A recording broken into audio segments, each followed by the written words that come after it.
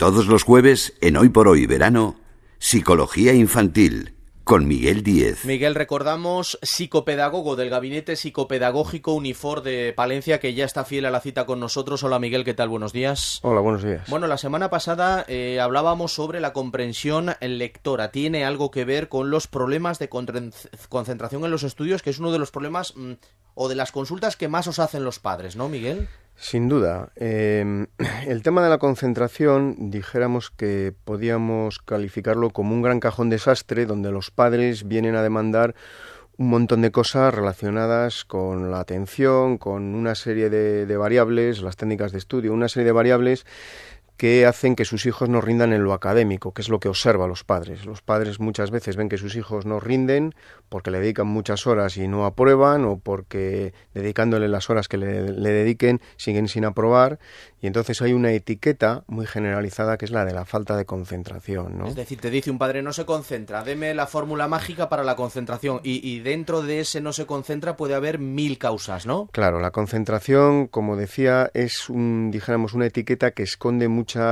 en sí mismo muchas cosas, ¿no? Que van desde problemas con la atención, la motivación, falta de técnicas de estudio, un ambiente adecuado, un contexto a lo mejor pues porque el chico tiene pues unos momentos emocionales muy intensos, en fin. Empecemos definiendo lo que es exactamente un problema o cómo definimos los problemas de concentración.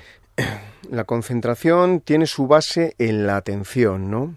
La atención podríamos definirla como los recursos que destina nuestra mente a interpretar los estímulos que nos rodean, ¿no? Entonces, la concentración, aparte dijéramos, de esta atención, también está condicionada por los elementos del contexto. Pensemos que es muy difícil, a lo mejor, concentrarse en una obra con un martillo hidráulico al lado, y que tradicionalmente uno puede pensar, o por poner a los oyentes en una imagen muy de concentración, pensemos en un monasterio donde uno está en un retiro donde puede ser muy fácil la concentración, ¿no? Entonces no solo es una cuestión de atención, sino que además va a intervenir mucho el contexto, el medio que le rodee. ¿Qué elementos, Miguel, favorecen la falta de concentración a la hora de estudiar en nuestros hijos? Es decir, elementos que debemos evitar. Bueno, lo primero que debemos evitar es relacionar siempre cantidad de horas en su cuarto con estudio, ¿no? Tenemos que ir siempre más a elementos de calidad, para lo cual, bueno, pues es interesante que los padres sepan un poco o estén un poco al tanto de por dónde van los estudios de sus hijos para poder controlar un estudio de calidad y no de cantidad. Ha estado 5 horas en su cuarto con la puerta cerrada y lo que ha estado es 4 horas haciendo nada, ¿no? Evidentemente mejor una media hora bien aprovechada que 5 no aprovechadas, ¿no? Sin duda. El tema de la concentración además tiene que ver con los esfuerzos en el estudio y en el trabajo en general. Cualquier persona no puede estar 4 horas seguidas estudiando o haciendo un tema. Lo interesante, por ejemplo, es en cada hora hacer 5 o 10 minutos de descanso.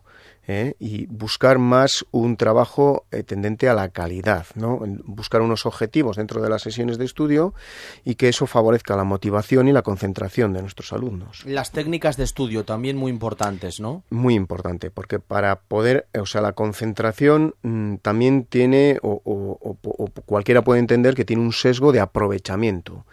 Para ese aprovechamiento es interesante las técnicas de estudio. Entonces, de alguna manera podemos concentrarnos, aprovechar bien nuestro tiempo cuando nosotros sabemos trabajar adecuadamente con los textos, hacer un buen subrayado, hacer unos buenos esquemas, tener un proceso de estudio adecuado. ¿El lugar en el que se estudia también te parece fundamental? Sin duda, como comentaba antes, evidentemente a nadie se le ocurriría ir a estudiar en un sitio o en un sitio donde hubiese muchísimo tráfico, muchísimo ruido, ¿no? De ahí que en ocasiones, y no digo siempre, pues bueno, pues a veces nos empeñamos en ir a sitios como bibliotecas públicas donde, bueno, pues determinadas personas pueden estudiar bien o se puede hacer una cierta parte del proceso, ¿no? Pero no otras partes del proceso. Quiero decir, cuando uno está haciendo un estudio, digamos la fase final del estudio, que ya ha leído, que ya ha subrayado, de alguna manera el estudio, lo ideal sería poder hacerlo tranquilamente en el cuarto de la casa de cada uno. mientras que, bueno, pues esos momentos en bibliotecas pues se pueden dar mucho al problema de encontrarse con amigos, de continuas salidas y entradas de otras personas que nos puedan distraer y que entorpecen la concentración, ¿no? Aunque ya hemos avanzado algo, ¿qué podemos o qué debemos hacer? ¿Qué nos aconsejas, Miguel, para favorecer la concentración de nuestros hijos? Bueno, pues de alguna manera ver si el proceso de nuestros hijos es un proceso medianamente, o sea, si nuestro hijo o nuestra hija, su técnica de estudio es simplemente leer, pues evidentemente tiene que mejorar mucho, tiene que, como decía antes, ahondar en los procesos de estudio, o sea, saber subrayar, lo que implica entender qué es lo principal de lo accesorio, saber, dijéramos, formular un esquema, tener, bueno, pues saber utilizar unas claves de memotecnia, de alguna manera hacer repasos, ¿no? Por otro lado, como decía al principio, hay que evitar relacionar cantidad con calidad en el estudio, ¿no? ¿En esa calidad te parece importante el hacer descansos cada cierto periodo de tiempo? Sin duda, ¿no? Como comentábamos antes, por ejemplo, es interesante pues bloques de 45 o 50 minutos de estudio donde nos fijemos objetivos, donde de alguna manera eso también motive, ¿no? Sí.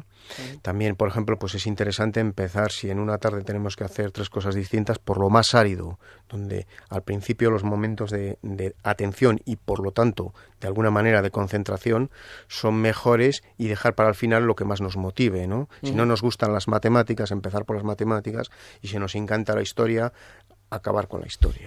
Hay un cambio generacional en el tema de que los padres ayudan a estudiar a los hijos. Antes no era así, o en casi ningún caso era así. ¿Es aconsejable, te parece, que cuando los padres puedan y quieran ayuden? Hombre, es una cosa muy buena. De alguna manera, el hecho de que un padre pueda ayudar a un padre o una madre pueda ayudar a su hijo, pues está muy bien.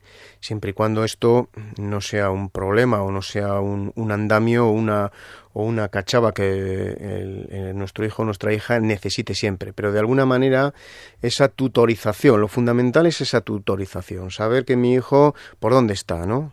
Pues en ciencias sociales más o menos estoy haciendo esto, en matemáticas me llego por no sé dónde, yo sé que mi hijo no está entendiendo las ecuaciones, o sé que mi hija no está entendiendo el análisis sintáctico, y de alguna manera pues tener una idea, ¿no?, de por dónde van los derroteros. Sin duda un problema más o menos común y generalizado que interesa también a muchos padres. Gracias por las respuestas, Miguel. Hasta el jueves. Hasta luego.